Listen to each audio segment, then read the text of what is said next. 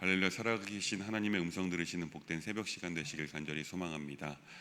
오늘은 죄를 멀리하고 거룩을 따르는 삶이라는 제목으로 함께 말씀을 나누고자 합니다. 사랑하는 성도 여러분, 하나님을 떠올리실 때, 생각하실 때 어떤 모습이 가장 먼저 떠오르십니까?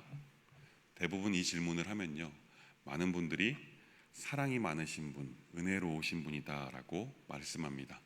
맞습니다. 성경은요, 분명하게 하나님에 대해서 사랑과 은혜가 풍성하신 분이라고 말씀하십니다. 하지만 성경에는요, 하나님에 대하여 정말 다양하게 소개하고 있습니다. 특별히 오늘 본문 말씀은 우리에게 하나님의 또 다른 모습, 거룩과 심판의 하나님을 소개하고 있습니다. 오늘 본문 말씀 스가랴가 본 두 가지 환상, 날아가는 두루마리 환상과 에바 가운데 앉은 여인의 환상을 통하여 거룩과 심판의 하나님을 발견하고 그 하나님께서 우리에게 무엇을 원하시는지, 무엇을 말씀하고자 하시는지 함께 묵상하고자 합니다. 스가랴 선지자의 시대는요, 포로에서 돌아와 성전을 짓는 시기였습니다. 겉으로 보면요, 영적인 부흥이 일어나는 듯 보였습니다. 사람들이 모입니다. 예배가 회복되고 건물이 세워졌습니다. 그러나 하나님께서 보실 때에는요, 그들의 마음에는 여전히 바벨론에서 묻혀온 세속적인 가치관과 습관이 자리 잡고 있었습니다. 거기에 더해 죄의 찌꺼기까지 남아있던 것이죠. 사실 오늘날도 본문의 시대와 별반 다르지 않습니다. 우리는 교회에 나와 예배를 드리지만 우리 마음 한켠에는 여전히 세상적인 욕심, 씁쓸한 원망들, 버리지 못한 죄의 습관이 남아있을 수 있습니다. 하나님께서는요, 이러한 하나님의 백성들을 그냥 두지 않으십니다. 죄와 타협하면요, 거룩이 무너집니다. 거룩이 무너지면 은혜도 빛을 잃게 됩니다. 그렇게 하나님께서는요, 다시금 세속적인 것들과 죄악에서 돌이켜 거룩의 자리로 나오길 간절히 바라십니다. 우리를 거룩의 자리로 부르시는 그 하나님의 음성에 반응하는 이 새벽 시간 되시길 간절히 소망합니다. 첫 번째 환상, 날아가는 두루마리 환상은요, 1절부터 4절까지 말씀에 걸쳐서 기록되어 있습니다. 스가랴는 하늘을 나는 커다란 두루마리를 보았습니다. 길이가 29규빗, 너비가 10규빗, 대략 가로 9m, 세로 4.5m입니다. 이 크기는요, 성전의 정문과도 같은 크기입니다. 엄청나게 큰 두루마리가 하늘을 나는 모습을 스가랴 선지자는 자세히 보았습니다. 그 두루마리에는요, 하나님의 말씀이 적혀 있었고, 그 말씀이 적힌 두루마리는 하늘을 날아다니면서 땅에 있는 모든 사람들을 심판했습니다. 특히 거짓 맹세하는 자와 도둑질하는 자를 향한 심판이 기록되어 있었죠. 거짓 맹세는 하나님의 이름을 이용해서 자신의 이익을 취하고 불리할 때에는 진실을 숨기는 것을 말합니다. 도둑질은 물질뿐만 아니라 남의 시간, 신뢰, 기회를 빼앗는 모든 행위를 의미하는 것이죠. 이 하늘을 날아다니는 두루마리는 이러한 행위를 하는 사람들을 심판했습니다. 마치 하나님의 말씀이 하늘을 날아다니며 심판을 하시는 장면을 떠올리면 우리의 모든 행위를 보시는 그 하나님의 모습을 떠오르게 됩니다. 사랑하는 성도 여러분, 하나님의 말씀은요, 이렇게 우리의 은밀한 부분까지도 비추십니다. 요즘에 교회를 보면요, CCTV를 참 많이 설치합니다. 저희 교회도 한 10개가 넘게 설치되어 있습니다. 어느 한 교회에서 CCTV를 설치하는데 한 집사님께서 목사님께 이런 농담을 하셨습니다. 목사님, 이제는 거짓말도 못하겠네요. 그때 목사님께서 허허 웃으시면서 말씀하셨습니다. CCTV가 없을 때에도 하나님은 늘 보고 계셨어요 라고 말입니다. 그렇습니다. 사람 앞에서는요, 숨길 수 있을 수 있습니다. 하지만 하나님 앞에서는 아무것도 감출 수 없습니다. 사랑하는 성도 여러분, 우리가 말씀을 가까이 하지 않으면요, 우리 안에서 죄는 자라게 될 것입니다. 하지만 우리가 말씀 앞에 서면 죄는 드러나고 잘려나가게 될 것입니다. 그 죄가 잘려나갈 때 동반되는 고통은 상당히 클지도 모릅니다. 그렇게 우리는 늘 말씀 앞에서 우리를 점검해야 할 것입니다. 이어서 두 번째 환상, 에바 속의 여인 환상으로 5절부터 11절 말씀까지 기록되어 있습니다.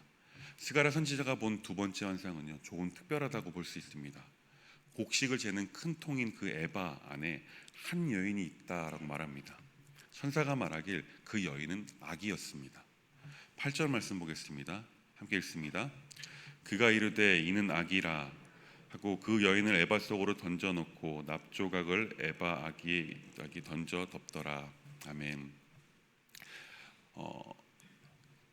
한 여인은 에바 안으로 던져넣고 나무로 된 무거운 뚜껑을 덮었다라고 말씀합니다. 왜냐하면 악이 다시 나오지 못하도록 완전히 봉인한 거죠. 가두어 버린 것입니다. 그리고 그 두뇌 알게 달린 여인이 나타나 그 에바를 바벨론 땅 신할 땅으로 옮겨갔습니다.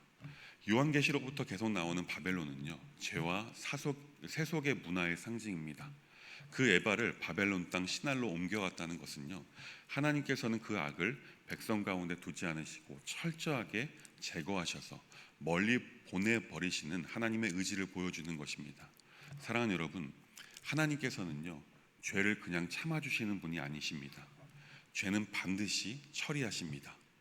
우리는 종종 죄를 작은 흠 정도로 생각하고 이 정도는 괜찮겠지 하며 여깁니다. 그리고 합리화하죠. 하지만 하나님께서는요, 죄와는 공존하지 않으시는 분이십니다. 작은 죄라도 결국 우리를 무너뜨릴 수 있기에 하나님께서는 우리 안의 죄를 멀리 보내시는 것입니다. 예전에 집에서 작은 바퀴벌레 한 마리를 보았습니다. 처음에 한 마리쯤은 괜찮겠지 하며 또 귀찮아서 대수롭지 않게 여기고 그냥 두었습니다. 그런데 며칠 후에 주방 한켠에서 여러 마리를 발견하고는 바퀴벌레와 사투를 벌였던 기억이 있습니다. 작은 것을 대수롭지 않게 여겼더니 그 사이에 번식하고 퍼졌던 것입니다. 사랑하는 여러분, 죄도 마찬가지입니다. 이 정도는 괜찮겠지라고 허용하면요, 어느새 내 삶을 완전히 집어삼켜 버립니다. 하나님께서는요, 죄를 멀리 보내라고 하시는 이유가 바로 이것입니다. 혹시 여전히 이 정도쯤은 괜찮겠지 하며 대수롭지 않게 여기고 있는 죄가 있지는 않으십니까? 마치 이런 것입니다. 겉으론 드러나지 않습니다. 하지만 속으로 다른 사람들을 평가하고 시기하고 질투하는 것, 그런 것들도 죄악이죠. 이런 작아 보이는 죄들도 하나님께서는요, 내어버리길 바라십니다. 왜냐하면 하나님께서는 죄를 미워하시는 분이시기 때문에 그렇습니다. 사랑하는 여러분, 오늘 말씀을 통해서 하나님께서 우리에게 주시는 교훈이 있습니다. 첫 번째 교훈은요, 말씀 앞에서는 아무것도 숨길 수 없다는 것입니다. 날아가는 두루마리 환상은요, 말씀의 권위와 심판을 상징합니다.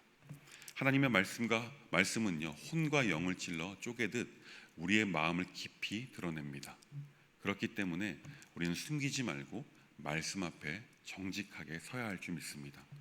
왜냐하면 말씀 앞에 서서 회개하는 자에게는요, 심판이 아니라 하나님의 용서가 있기 때문에 그렇습니다. 그렇게 우리는 하나님의 말씀 앞에 우리의 모습을 날마다 점검하고 숨기지 않고 우리의 연약함과 부족함 그리고 죄악들을 정직하게 드러내 회개의 자리로 나아가야 할 줄 믿습니다. 두 번째 교훈은요, 죄는 최대한 멀리 보내야 한다는 것입니다. 에바 속 악이 바벨론으로 옮겨진 것처럼 우리는 죄와 거리를 두어야 합니다. 그것도 최대한 멀리 떠나보내야 하는 거죠. 조금만 괜찮다고 생각하면요, 그 죄는 나를 완전히 사로잡을 것입니다. 작기에 괜찮다고 여기면요, 나중에 그 죄가 걷잡을 수 없을 정도로 불어나 있는 것을 보게 될 것입니다. 우리의 작은 불순종, 작은 거짓, 작은 원망, 마음속의 작은 죄악들 과감하게 멀리 버려야 할 줄 믿습니다. 사랑하는 여러분, 죄에 있어서는요, 작은 것, 괜찮은 것은 없습니다. 왜냐하면 하나님께서는 죄를 미워하시는 분이시기 때문에 그렇습니다.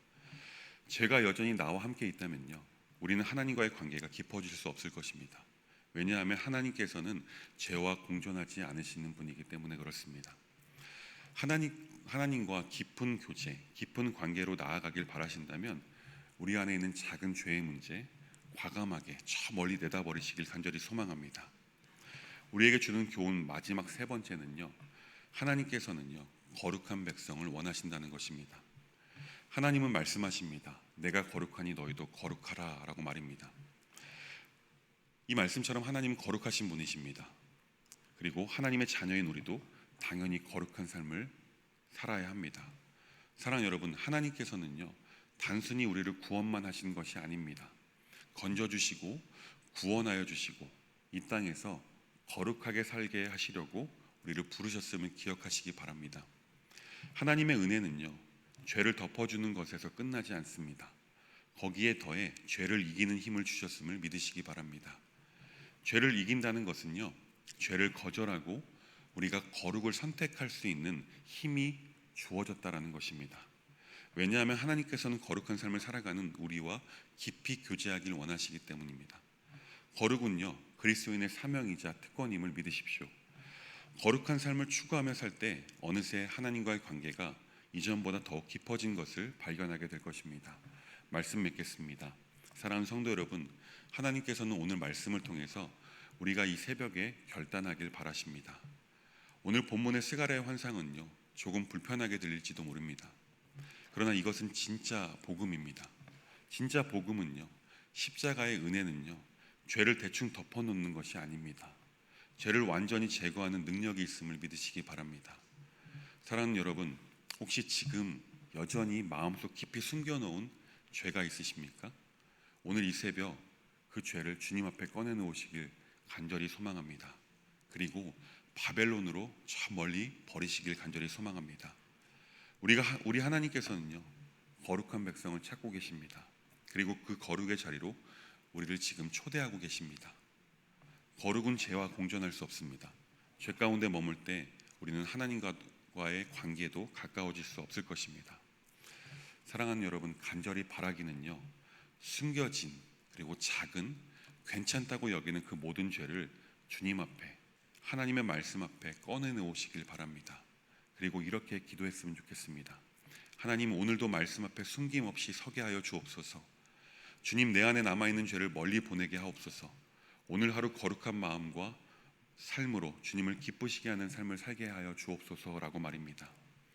바라기는 오늘도 우리의 죄악을 숨김없이 하나님 앞에 꺼내놓고 거룩한 삶으로 초대하시는 그 하나님의 초대장을 기쁨으로 받아드는 삶을 사는 우리 모두가 되길 간절히 소망합니다. 기도하겠습니다. 거룩하신 하나님, 오늘 말씀을 통해 우리의 삶 속에 여전히 남아있는 죄와 불의를 보게 하시니 감사드립니다. 하늘을 나는 두루마리 앞에서 숨김없이 서게 하시고 에바 속의 악을 바벨론으로 보내듯 우리 안의 죄를 멀리 보내게 하여 주옵소서.